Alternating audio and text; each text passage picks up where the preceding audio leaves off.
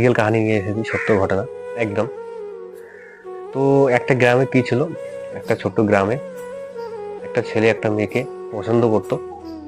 তো কেউ মানে একে অপরকে কেউ কাউকে বলতে পারতো না, কারণ ওই যে ভয়, যে কি করে বলবো, সে কিভাবে মানে নেবে, কিভাবে রিয়াক্ট করবে। তো ছেলেটা মেয়েটাকে বলতে পারে না, মেয়েটাও ছেলেটাকে বলতে পারে না, কিন্তু একে অপরকে দুজনকে পছন্দ করতো। তো একদিন কি হয়েছিল, হঠাৎ করে সেই ছেলেটা মেয়েটাকে গিয়ে সাহস করে গিয়ে বলছে যে আমি তোমাকে ভালোবাসি, তোমাকে বিয়ে করতে চাই।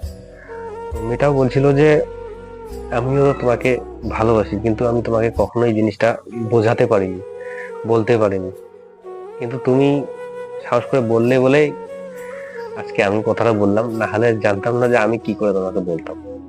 তো তারপরে দুজনেই রিলেশনে আসে। আসার পরে তো ছেলেটাও জানতো যে মনে মনে মেয়েটা আমাকে চায়, কিন্তু বলতো না। তাই একটা কথা কি যেন, চোখের দিকে, কারো চোখের দিকে তাকালেই সেই জিনিসটা বোঝা যায় যে কি কাউকে চাচ্ছে কিনা, কিরকম একটা অনুভূতি থাকে, সেরকম একটা ইয়ে থাকে।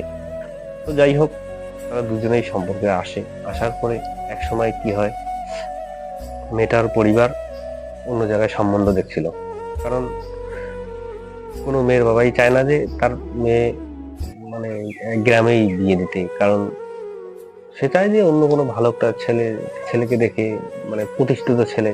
কারণ সে তো কাজ করতো না, সে মানে যে ছেলেটার সাথে রিলেশনে ছিল সে তো সে তো প্রতিষ্ঠিত ছিল না, আর সে তো বেকার ছিল। তাকে বিয়ে করবে, সে ভাবছিল যে আগে রিলেশনটা চালাই, তারপরে দেখবো আস্তে আস্তে কি হয় কি না হয়। তো মেয়েটা একদিন ছেলেটাকে গিয়ে বললো যে আমার বাড়ি থেকে সম্বন্ধ দেখতেছে, তো তোমার সম্পর্কটা আমার কিছুতেই মেনে নেবে না, তো তুমি আমাকে ভুলে যাও। ছেলেটা বলছিল যে কি করে তোমাকে ভুলবো, কারণ সে কখনোই এটা ভাবতে পারেনি যে আমি তাকে ভুলবো। সে ভেবেছিল যে আমি তাকেই বিয়ে করব, কিন্তু হঠাৎ করে তাকে এই সিদ্ধান্ত নিতে হয় যে সে কি করবে। কারণ গ্রামে গ্রামে এই বিষয়টা অন্যরকম, বুঝতেই পারছো। তো ছেলেটা কি করলো, বললো ঠিক আছে দেখো, তোমার যেটা ভালো লাগে তুমি সেই অনুযায়ী, মানে সে তার ভেতরটা একদম ফেটে ফেটে যাচ্ছে, বলতে পারছে না, তবুও সে চুপচাপ করে বলছে যে যাই হোক, তোমার যেটা ভালো লাগে তুমি বেছে নাও। এটা বলে ছেলেটা ওখান থেকে চলে যায়। তো কয়েকদিন পর মেয়েটার অন্য জায়গায় বিয়ে হয়ে যায়। তো সে নিঃশব্দ থেকে যায়, থাকার পরে সে মেয়েটার অন্য জায়গায় বিয়ে হয়ে যায়। তো ছেলেটা কি করবে ভাবছিল যে কি করে সেই কষ্টটা সে লুকাবে, সে বুঝতে পারছিল না সে এই অনুযায়ী কি করবে না করবে। তো হঠাৎ করে তার এটা হয়ে যায়, সে অন্য জায়গায় এস্টাবলিশ, মানে অন্য জায়গায় চলে যায়। তো এই যে একটা কাহিনী, কাহিনীটার থেকে একটা জিনিস বোঝা যায় যে বেকার ছেলেকে কেউ কখনো চায় না, একটা মেয়েই হোক বা মেয়ের পরিবারই হোক বা যে কোনো জিনিসই হোক, কেউ কাউকে পছন্দ করে না ভাই, বেকার থাকা কেউ পছন্দ করে না একদম। অ্যাকচুয়ালি যদি ছেলেটা প্রতিষ্ঠিত থাকতো, ভালো একটা মাইনে কামাতো, মানে একটা ভালো একটা ইনকাম করতো বা চাকরি করতো, তাহলে কি এই সময় এটা হতো? তাকে কেউ কাউ পছন্দ করে না। সবাই আজকালকার সমাজটা এরকম হয়ে গেছে, সবাই চায় টাকা, যে কি কামাচ্ছে, তার কি আছে, কি করছে। তো স্টাবলিশ না হলে কেউ কাউকে আজকাল ভালোবাসার কোনো দাম নেই, মূল্য নেই।